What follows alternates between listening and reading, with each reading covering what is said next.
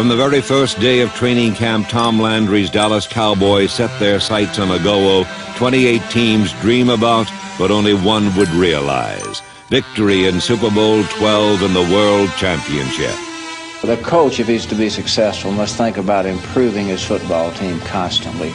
Everybody can't have a goal of the Super Bowl because it's out of people's reach. Now, once you reach a level that we're at right now, then the Super Bowl does become within reason for us to accomplish it. So therefore, our minds are occupied with the Super Bowl right now. Of the 113 veterans, rookies, and free agents, only the hardy survived the relentless, leg-burning two-a-day practices.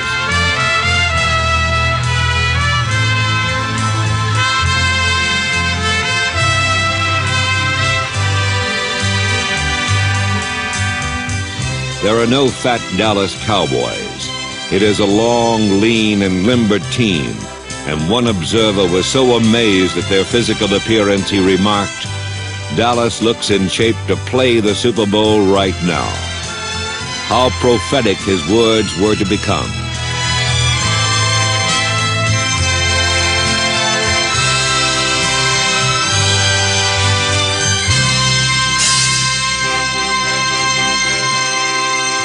By summer's end, just solidly muscled, flat-bellied athletes made up the roster of the Dallas Cowboys. In September, 45 players, 9 of them rookies, embarked on a devastating journey that would lead to New Orleans.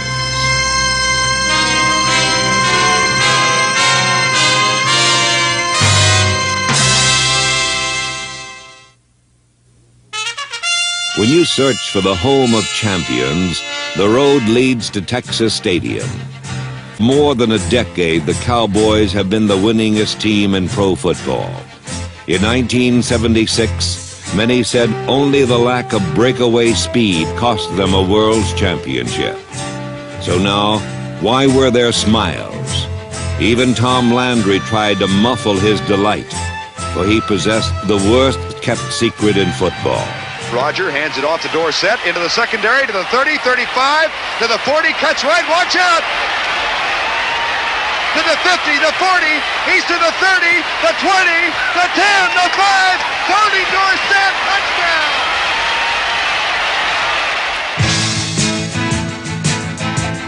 The addition of rookie Tony Dorsett not only gave Dallas 2 Heisman Trophy winners in its backfield, but added a new dimension to an attack that always has been diverse and unpredictable.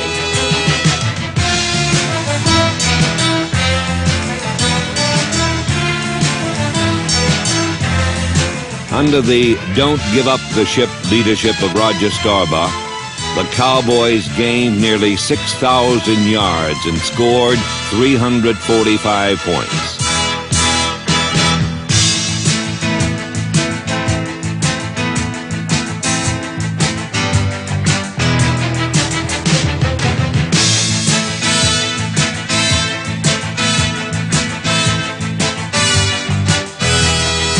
Dallas ranked first in the NFL in total offense and was miles ahead in imagination as they pinwheeled through their schedule, leaving opponents dumbfounded and defeated.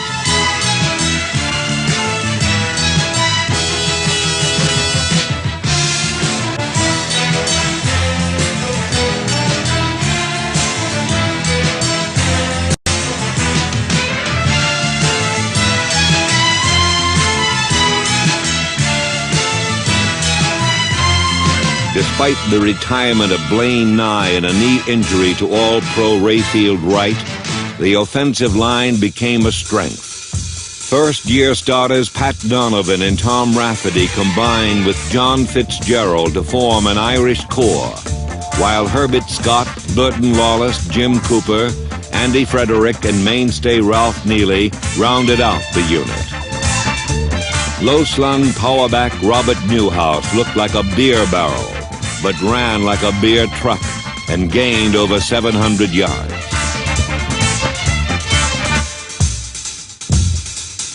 Versatile Preston Pearson, number 26, proved invaluable as a starter and indispensable as a situation specialist, for he ran the finesse plays to perfection.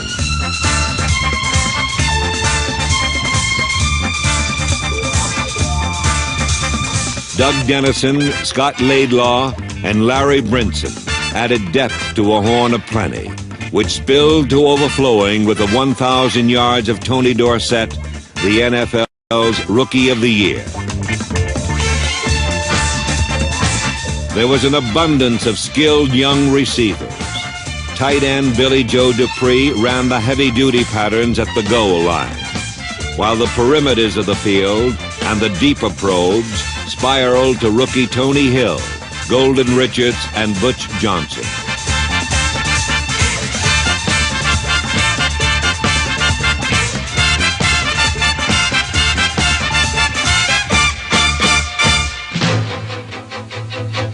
Cornerbacks covering Drew Pearson smelled smoke and found fire. Despite double coverage inside and out all season, number 88 gained more yards than any receiver in the NFL.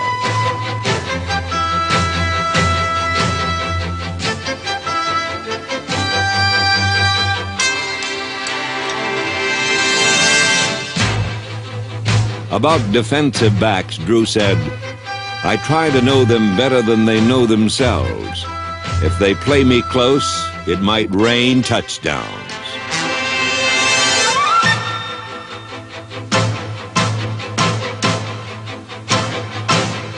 Dallas led the NFL in both offense and defense. Hard evidence that supported Landry's contention that this team was potentially his most devastating. From the opening whistle, the Cowboys disposed of 8 straight opponents and then cruised to a 12-2 record and the championship of the NFC East. Important psychologically was the 2-game sweep of the arch-rival Washington Redskins, something they had not achieved since 1970. They entered locker rooms only twice a beaten team, and the reasons for the flood of victories are many. The Cowboys are always the most prepared team in football. By Sunday, Landry and his staff left nothing to chance. From starters to special teams, plays are honed to the split second.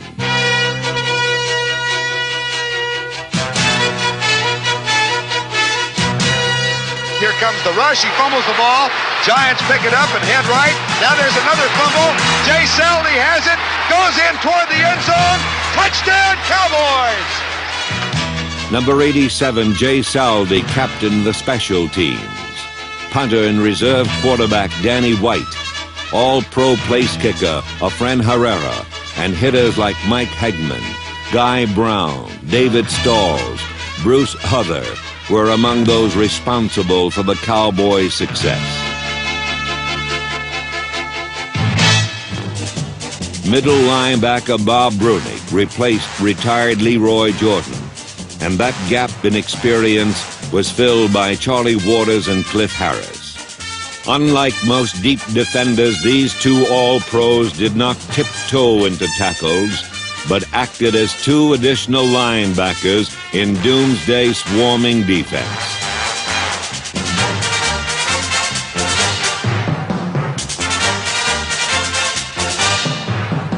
The philosophy of the unit was coordination. Number 25, Aaron Kyle, covering receivers deep, while old pro D.D. Lewis buttons up the hook zone. They led the league against the run and were ball-hawking opportunists.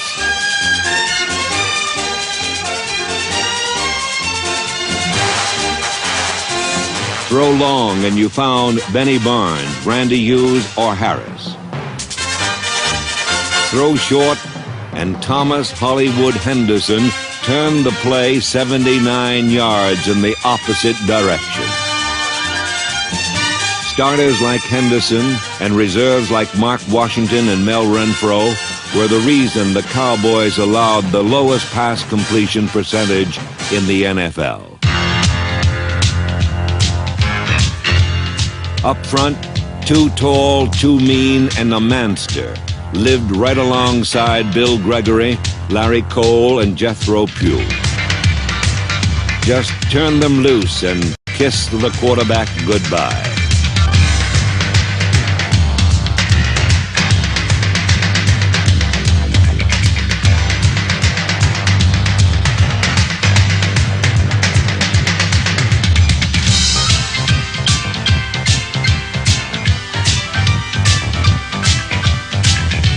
Twisting, looping, stunting, and blitzing, the Cowboys racked up 53 sacks and turned passing situations into one big nightmare for offensive linemen.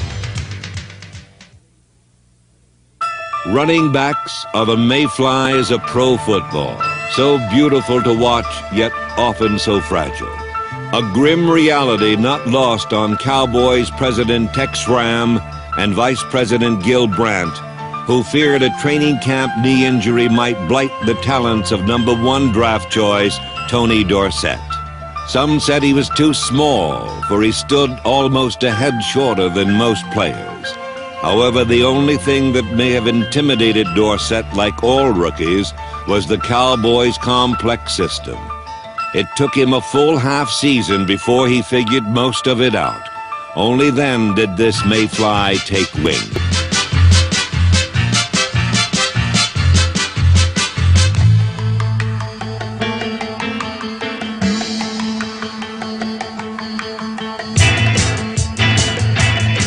An admiring scout said, "When Dorsett sees the crease, he hits it like a bat out of hell." Tony's skills were multiple and opened up the field for other Cowboy players.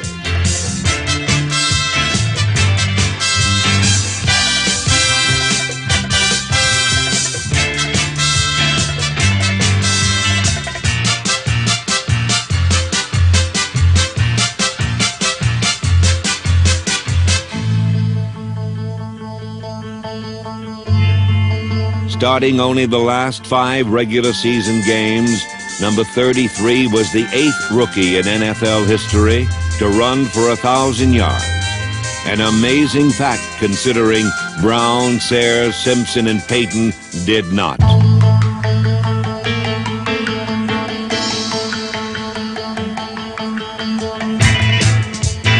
Dorsett scored 12 touchdowns, was the first rookie in 20 years to gain over 200 yards in a game, and broke the longest run in the NFL this season.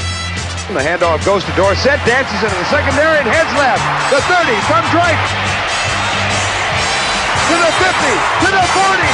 He's going to score an 84-yard touchdown. Tony Dorsett, 84 yards on the touchdown. Dorsett's accomplishments were so extraordinary, he was named the Rookie of the Year in the National Football League.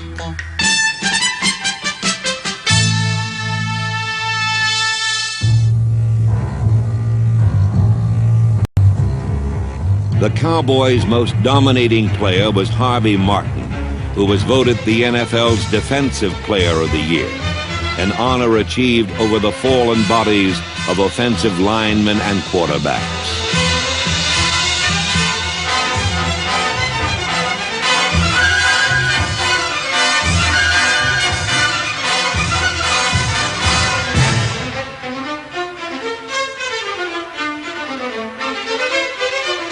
Quarterbacks were Martinized 23 times, a Cowboy record, and his individual sack total numbered more than 4 NFL teams.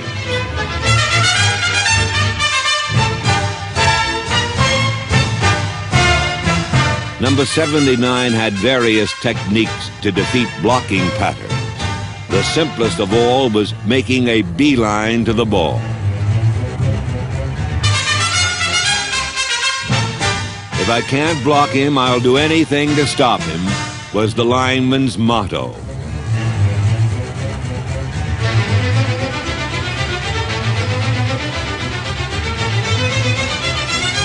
Since nobody could contain Harvey one-on-one, teams decided to double-team him, a tactic destroyed by the manster. We call Randy White manster around here, and that's, you know what a manster is, just half man, half monster. And he's the strongest man on the team, and he's a super competitor. I mean, the guy has only one speed, and it's top speed. he gives so much activity in that line. He's so quick and he's so fast and he's so strong that he's taking a lot of pressure off of me. So I was really starting to get a lot of pressure on me with double teams and a lot of cut blocks and things like this. But you can't worry about Harvey Martin now when you got Randy White coming up next door to him. Working side by side, Martin and White used a variety of stunts to open up a lane to the quarterback. Here, Randy, by tying up 3 Eagle blockers, allows Harvey an uncontested shot at Ron Jaworski. In unison, they were awesome, as Martin made All-Pro and White the Pro Bowl. Randy turned a capacity for hard work and quickness to the ball into a style reminiscent of Bob Lilly, the all-time Cowboy great.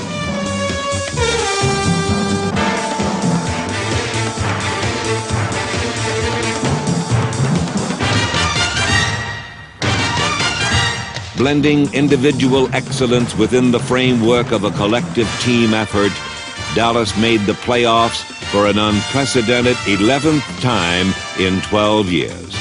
In 1976, the Cowboys endured a bitter first-round loss to the Rams.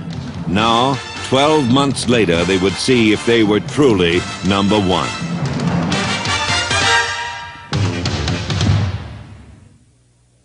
No, this team is an interesting team because I can't read them. They look like out in practice they're relaxed when they ought to be serious, and I think they're going to have a bad game, and then all of a sudden they come up with a great game. Staubach has him up to the line of scrimmage, got Drew Pearson about 10 yards wide to the left again. Roger back to throw, pumps it once, sends it long for Dupree. It is caught for a touchdown. Billy Joe reached high in the air and pulled out a 28. To open the playoffs, the Cowboys scored early and often against the Chicago Bears, but won easily on the concussive force of the Doomsday defense.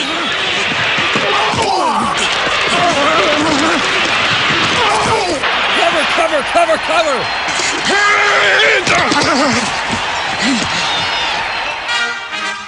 Doomsday limited Walter Payton to 60 yards rushing, caused 7 turnovers, an individual record 3 interceptions by safety Charlie Waters, and gave the offense a day at the races.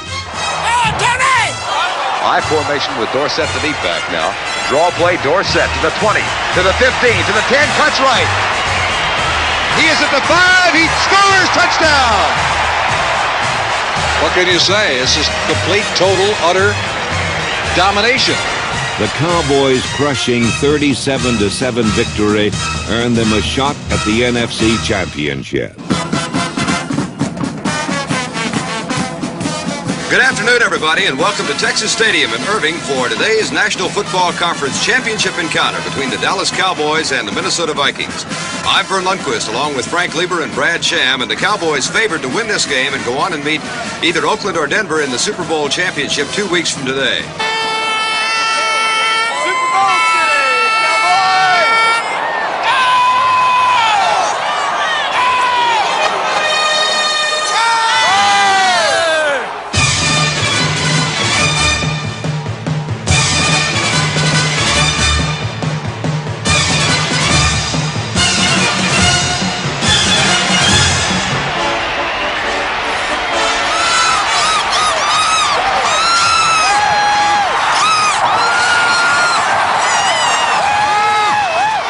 Golden Richard's touchdown on the Cowboys' second play from scrimmage gave them a lead they never lost.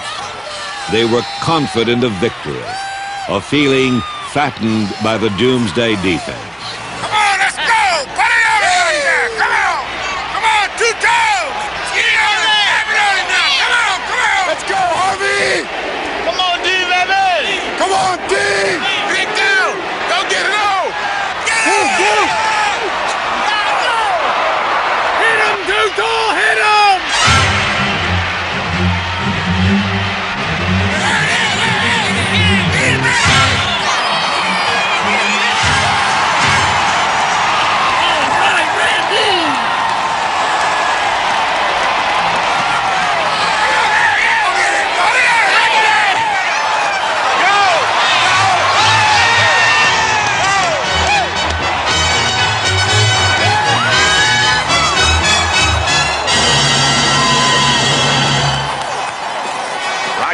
the snap, takes it. Inside handoff, Dorsett, right side.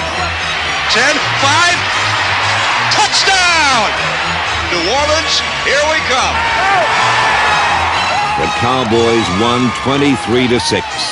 And at this moment in time, they appeared to be a team of destiny, not to mention opportunity or insanity.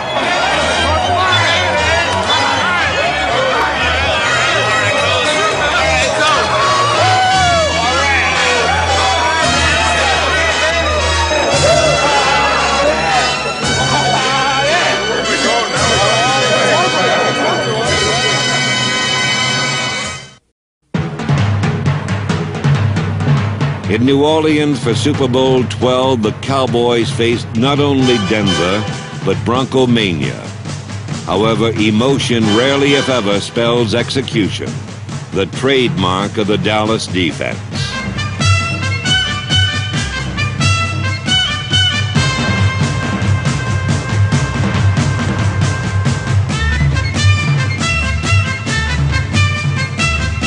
When the clock struck 12, it was doomsday in the Dome, the sacking of Cinderella. Relentless pressure caused 8 Bronco turnovers and limited their passing attack to an incredible 35 yards.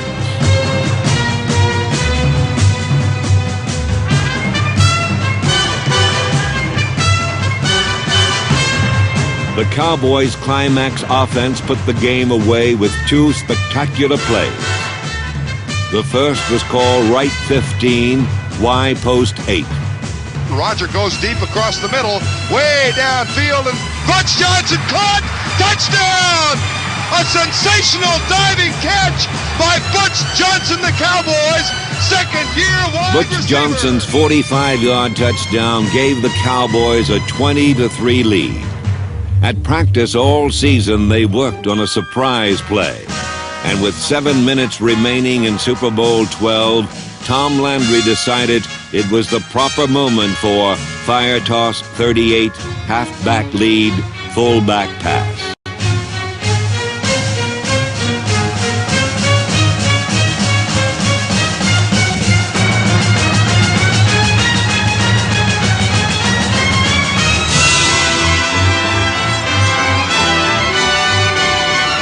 Sometimes the best teams do not always win.